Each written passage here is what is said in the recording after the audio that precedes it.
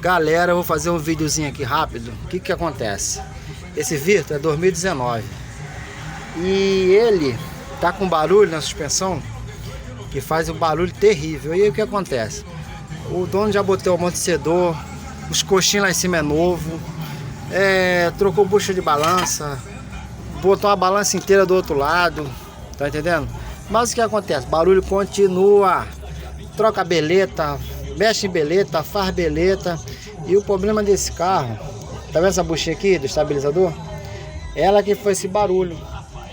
Ela tá com uma folga muito grande. O que acontece? Já troquei do outro lado.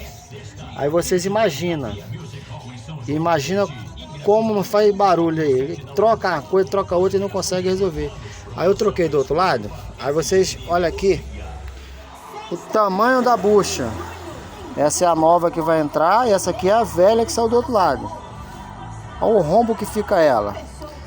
Bom, daqui a pouco eu entro com mais informação.